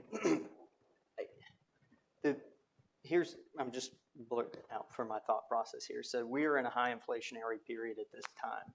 And I do understand that COLA, you know, that will impact everybody. So if, let's say we did 6%, that's in perpetuity. So that is now factored and compounded in 23, 24, 25. Yes. Now we That's could true. end up, that's what we need to do. Yeah. I mean, that could happen, or, you know, depending on what happens with the economy, we could be on the other side of it, which again, I'm just, that's where my mindset is. With the merit portion of it, it gives you a lever of almost, if you're an all-star worker and your manager sees that, you could earn 2%, or you could earn the full 3%. There is no bell curve. It is just what it is. If you're a high performer, you receive that. And that addresses a one-time issue that we're seeing with this economy. I mean, again, no one has a crystal ball. That's just the way I look at it. Well, I mean, that does make sense. I mean, that does create in perpetuity an increase. Well, actually, I mean, depending on where this all goes, I mean, we do have a motion and a second on the floor. Oh, that's true. I don't know. Should we vote on that before we? On the tax? Yeah. Before we forget. Yeah, let's go ahead and resolve one issue. Just as a clarification for my benefit, Councilman Seelinger's proposal and motion is based on the budget ordinance that I handed out, which is the potential, the column on the right, the post-workshop proposal. Yes, I have a marked up version that I can provide you guys. Yeah. And so the how you break up the salary for COLA merit, the funding would be the same in the budget, so there would be no impact to the budget ordinance. So certainly you could vote on that and then give me direction on how to implement that. Why don't we do that? All right, so you want to resolve the motion in second? Yeah. What we have on the we floor. resolve by voting on it. Yeah. Got a motion? Got a second? All in favor, say aye. Aye. Okay. Motion carries. So should we move to adopt the budget, or do we need to? You just provide- did. Oh, that was the budget. Okay. Okay. Okay. See, after all that, wasn't bad. Yeah. Yeah. Wow. That was okay. Yeah. And then do you want to give me direction on how to break up the salary increases? Do you want to stick with the 4 and the 2 or go to a 6% COLA? Do we have an upcoming, do we want to address that now, or do you want to defer that for further discussion? I'm sorry. From a mechanic standpoint, I'd like to know as soon as possible because there's a lot of payroll things that we have to do to get ready for July 1st. Let's just resolve it now. Yeah, let's just do it now. Then we can put this whole thing, you know, we'll tie it up in a neat little bow and we'll move on. No one's allowed to think the word budget until January. Yes. So Well, again, go ahead. I'll just say my intent was not to complicate the issue, and you know, you're right. It changes the budget or the salaries in perpetuity. So I mean, I did float an idea, but I am fine with the post-workshop proposal of 4 and 2, if that's the direction we want to go. And I'm fine with that. Yeah, my inclination is to keep some merit component in there because I do want to make sure that we are providing some sort of benefit to our best employees. But I mean, this is not a hill I'm going to die on. So like if the rest of the council is in a different spot, I'm happy to go along. I mean, I don't know. I tend to be more inclined to work with things that have been vetted and mooted rather than thrown out without full analysis of their ramifications. So I don't know if you all are fine with 4 and 2. I'm happy with that. Okay, I'm fine. Okay, yeah, 4-2. Yeah. Thank you. Okay. Thank you, Adrian. Reports. Board of the next- Adjustment report. Yes, sir, Mayor. The next section are the reports. These are the draft minutes of your advisory boards, the Board of Adjustment, the Environmental Sustainability Board, the Historic Preservation Advisory Board, and the Planning and Zoning Board. Those draft minutes are available in your packets. For the manager's report, I don't have much, just an update on a couple upcoming items. Our next Friday Night Live concert is this Friday, June the 10th at 6 p.m. It features a Beatles tribute band that begins at 6. The band will come on at 7. And this will, weather permitting, will be in the upper field of Stowe Park like it was a week or so ago at the last one.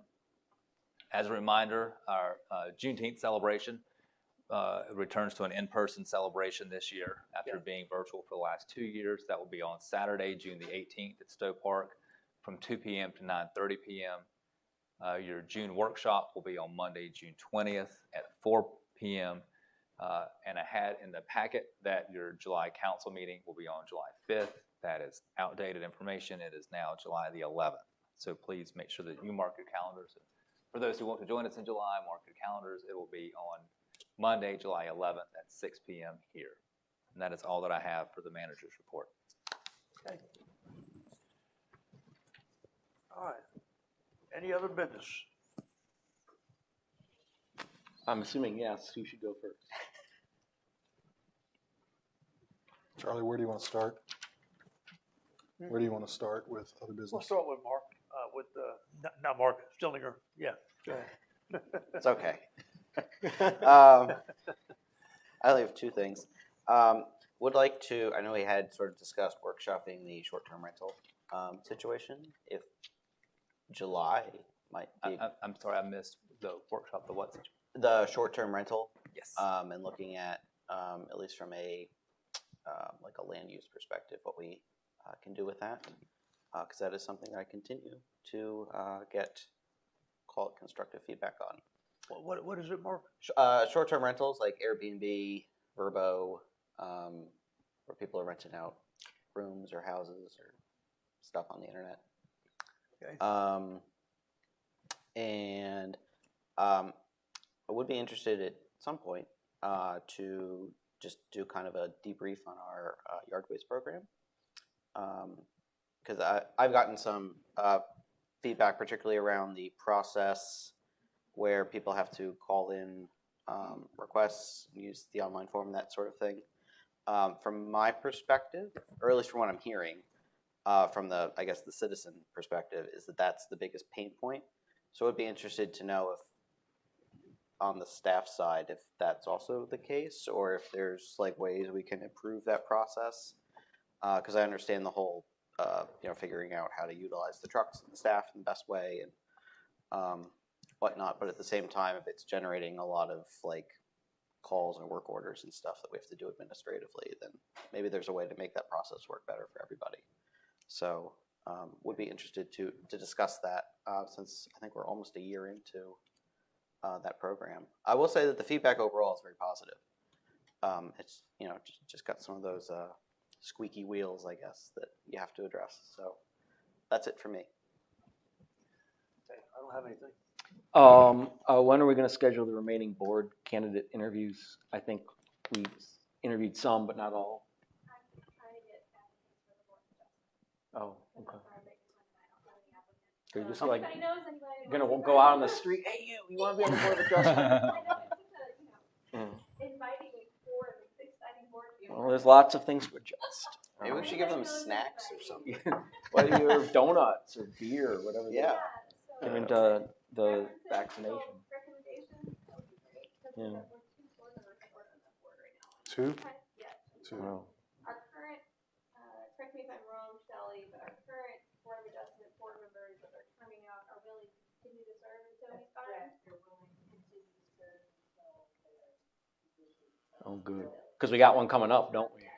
Yeah. So we're covered for now. Okay. We're still 2 applicants short because those 2 people are turning out this is their second 3-year term that they're finishing. So we just need more applicants for it. As soon as I get them, I'll schedule. Do we need to reappoint them if they've termed out? I'm not sure, because I know they're. Yeah. Oh, okay. Okay.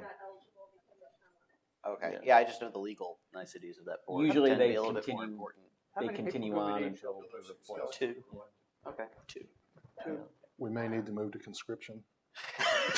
The Belmont draft. Yes. I'm sure we'd get a lot of them. Okay. Was that all we needed? Okay. All right. Great. I was also wondering about an update on the Park Catawba intersection improvements and where that stood, because that I feel like has been festering for a while, and that obviously I know that's out of our control to a large extent. But The crosswalk? Or yeah, the intersection, the pedestrian improvements. Do you have something handy? Or What I can tell you is that the design team is actively working on those and has currently submitted the plans for NCDOT review. They do have a likely review time around, so we're in that process and anticipate knowing shortly after the start of Okay, great. Thank you.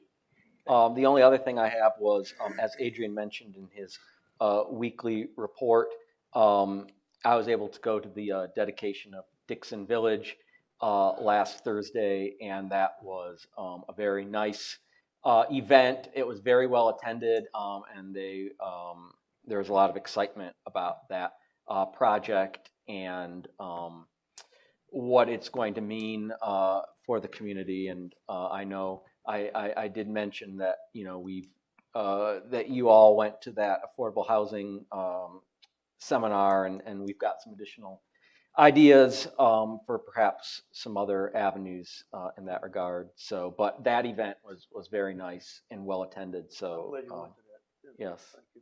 And then just appreciate everyone's efforts and patience on the budget, especially Mark and your fine-toothed comb. I don't know if you've ever saw Spaceballs and Combing the Desert. You're combing the budget.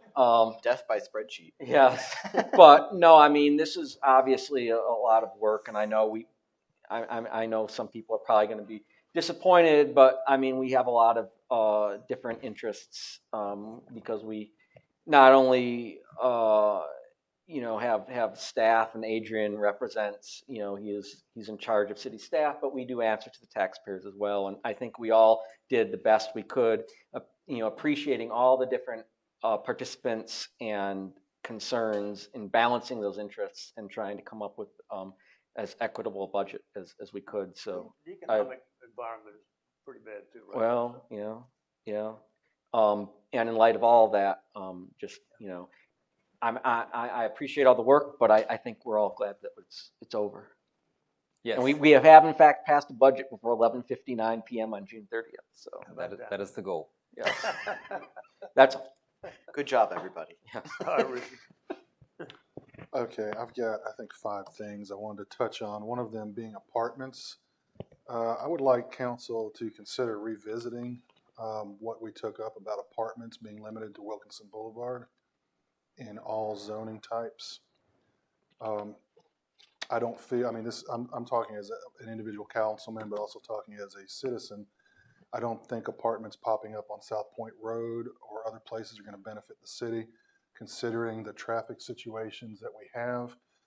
Wilkinson Boulevard corridor would seem to be a natural place for high density with its access to the highways and light rail coming through. If you're going to have high density, I mean, I'm no traffic engineer. I'm a layman, but if you ask me, that's where I would put it.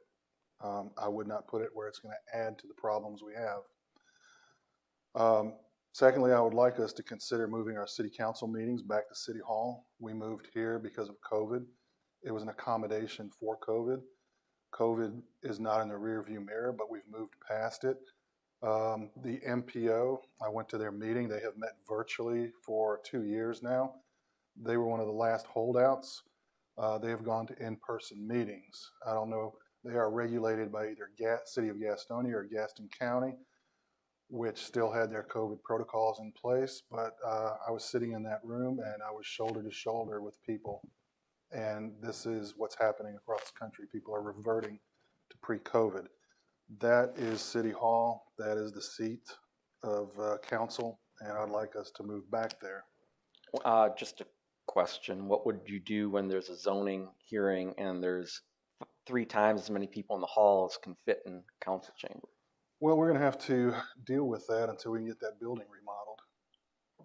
I mean, this is just a thought. This is just, you know, if a majority of council feels like it would be appropriate to move back in there, then I guess we would move back in. If they do not, then I guess we will stay here. This is other business, and I'm just putting forward my other business at this time. Number 3, you know, there was a lot of press play over Weddington in a council meeting that they had. I would like to look at one of their practices for Belmont, which would be a 1 acre minimum residential lot size overlay for all of Belmont, anything less on a case-by-case basis. I'd like us to consider that as policy adoption. Airbnbs, now Mark touched on this, and this was a very contentious topic at City Vision. City Vision is where all the municipalities come together. It's hosted by the League of Municipalities.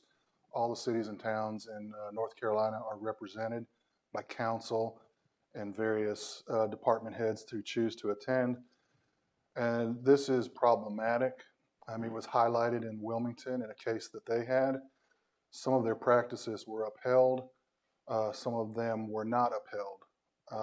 I was on the phone today with their planning and zoning supervisor, and she is bringing forward to their city council an amended version based on the case, and we'll have what is allowed by law.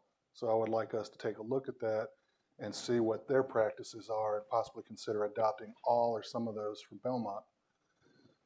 Finally, I am curious what happened to the county TIA for River West. I know that the county was brought in and I think they were considering a TIA. I don't remember what the resolution was for that. So I guess I'm directing that to you. River West generated the possibility of a countywide TIA, or them looking at intersections outside of the city, I believe. And I just don't remember hearing anything else about it. My recollection was that Gaston County agreed to pay for any improvements to the intersection at Hickory Grove Road and Woodlawn in perfection, that intersection there. Okay. I don't know about a countywide TIA that Well, came out of that. I don't mean countywide. I mean a county TIA applicable to this development, I guess is a better way to do it. They were looking at intersections around there because they realized the high volume of traffic was going to impact these areas. So the resolution was that they agreed to improve some of these intersections. I believe it was just the intersection of Woodlawn and Hickory Grove Road. I can follow up with the county on that. Okay, I may have missed that, but what jarred my memory was discussion of this and the Oaks. This development in the Oaks kind of jarred my memory that there was some kind of TIA in the works, I thought, at the county level, due to the impact of River West. And that's all I have.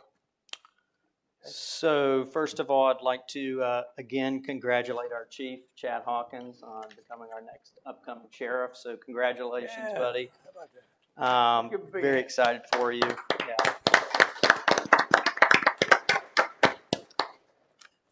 Just a few quick ones.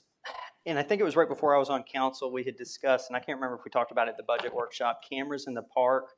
I think I saw something on social media that a sign, I think it was in Limford Park, was destroyed again or something. I don't know if we could kind of check that out or get an update, but I do remember we had discussed, or you guys had discussed at one point putting cameras in parks to just kind of keep an eye on this. And I think this is the second time something's happened back there. I think they also busted the basketball stuff as well. So I don't know if we can kind of look into that again to proceed with cameras. We have some in some of the parks, and that was one of the I know it top was one of the recommendations CIP. in the CIP. But it sounds like this one is in need, I guess, of something because it's now second time, I think, within a couple of months it's popped up.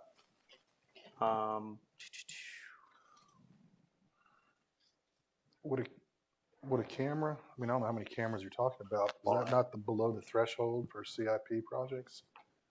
An individual camera is, yes, but the whole system is not. Okay.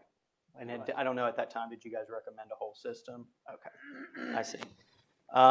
Another one real quick off of East Catawba, in between the East Catawba Street, in between the Chronicle project and the railroad. It looks like two, and again, I'm not a professional at this, but it looks like there's two almost sinkholes actually forming. I have pictures, and I meant to send it to Bill, but I couldn't find your number. But it's actually kind of, the water is going up underneath it. There's two holes forming. So I don't know, is that our response? Catawba Street? Yeah, East Catawba Street. DOT. Oh, that's it, DOT. If you have pictures. Yeah, I did. I couldn't find your number, so and it was over the weekend. I didn't want to text you on a Sunday, so. So that was. We can pass that along to DOT. Okay, perfect. Because I didn't know if that was something in regards to the development itself going on, but okay, sounds good. And then lastly, we were able to, a few of us were able to attend or tour the hospital. You know, I know I've kind of put on Facebook, but I'm going to say it again. I'm very excited about this project. I think it's going to be a really good one for Belmont and the partnership that they'll have with the Abbey, and of course the proximity to Belmont and them investing here. So I do want to also kind of praise that again. Well, the pictures were cool. Yeah, we got to ride a gator, and so it's kind of cool. You get to wear a hard hat. You got to wear a hard hat. That's right. And sorry, just one more thing. And you know, Jim kind of touched on it. I think Mark touched on it. Sorry. Hey, you went on for like 20 minutes. No. I was just like Just Columbo. one more Just thing. one more thing. Oh yeah. Just a few budget comments. You know, just for the public, and I know it's been mentioned multiple times. We have spent, I think it was like 3 or 4 meetings on this, multiple hours. One session was 5 hours in regards to just a couple of line items in regards to staffing. So, you know, I want to say thank you great job to both staff and my colleagues up here to council. I mean, I know there were some kind of tough conversations in some instances, some emotions got a little high, but I do want to say I appreciate everyone's willingness and to partnership and to get through this. So, and we got through it. So that's all I have. Thank you. Yeah. And did you know they're going to have a hospital on the Abbey grounds too? I mean, a housing development on the Abbey grounds? I got a letter the other day. Huh. Huh. Yeah, got to go to a meeting about some residences or whatever the case may be. Oh, very That'd be nice. cool. Yeah. Yep. Okay. Do we have a motion to adjourn? Motion to adjourn. Well, yeah. All in favor, say Oh, aye. wait. Oh. Don't know if it's appropriate or not, but I know I just want to say something about the one-time payout bonus, or whatever. That was not included in the budget, correct? Correct. If I could just make one recommendation, that the council actually reconsider the distribution of that. Leave the administrators out, but I would just ask that you consider other employees, because I feel like that's going to be a major rub. And speaking with some of the other department heads, I think that's kind of a consensus, just asking and recommending that you reevaluate that at some point, since that was not part of the budget. Just like I say, leaving the administrators out, but I know that $50,000 threshold, and I get all that, but people live in different means and they base their budgets, but I just think with our employees, that's gonna cause a rub. So I'm just asking that that be reconsidered. You want it for them. I'm sorry. You want it for them. I think all the employees should be, that's just my opinion, outside administrators. I'm okay with administrators being left out of that. Sure. But I would just ask that all the employees, I think you said that would leave out 27, is that the number? That's with merit. Okay, with me, okay. This proposal will leave out more. Yeah. But I haven't done the numbers. Just a recommendation on the one-time bonus, I just think that just, it can cause on our end a lot of division in what we see in our department, so just a Okay. recommendation. Okay, thank you, Chief. Thank you. So with that being said, I mean, a few Well, I think we need comments. to, Well, we need to take it up in a work session. Yes. yeah, We'll bring you back a proposal and let you see how it's impacted and give that's you what I was gonna options. say. Yeah. Yes. Got a motion to adjourn? Do we have? Motion. Second. All in favor, say aye. Aye.